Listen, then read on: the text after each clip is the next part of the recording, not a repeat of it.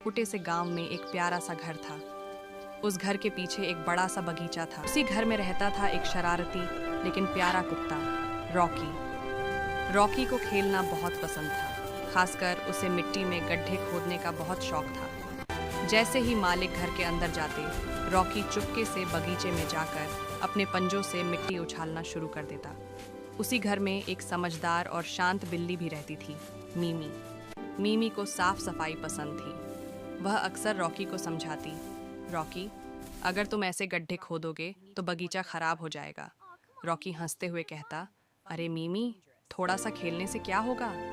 एक दिन दोपहर में मालिक बाजार गए हुए थे। रॉकी को फिर शरारत सूझी। उसने बगीचे के कोने में गड्ढा खोदना शुरू कर दिया। खोदते खोदते वह बाढ़ फेंस के पास पहुंच गया। उसे पता ही नहीं चला कि उसके पंजों की वजह से बाढ़ की लकड़ी गीली हो गई है।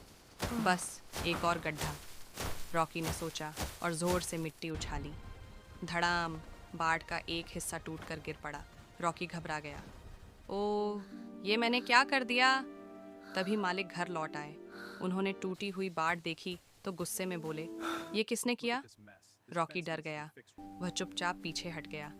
तभी उसने देखा कि मीमी बाढ़ के पास खड़ी है। मालिक ने सोचा कि शायद बिल्ली ने ही बाढ़ गिराई होगी। उन्होंने मीमी को डांट दिया। मीमी हैरान थी।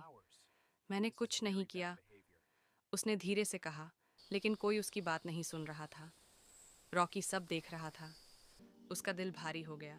उसे याद आया कि गलती उसी से हुई थी। रात को रॉकी सो नहीं पाया।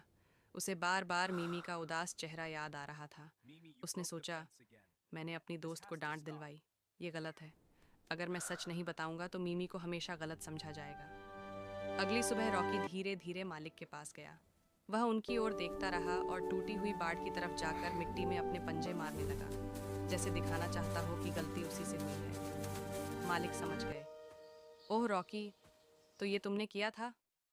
रॉकी ने सिर झुका लिया और धीरे से पूंछ हिलाई।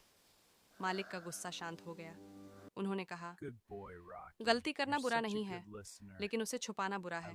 तुमने सच मान लिया, ये अच्छी बात है। फिर उन्होंने मीमी को बुलाया और कहा, माफ़ करना मीमी, गलती रॉकी की थी। मीमी मुस्कुराई, कोई बात नहीं, दोस्ती में माफ़ करना ज़रूरी है।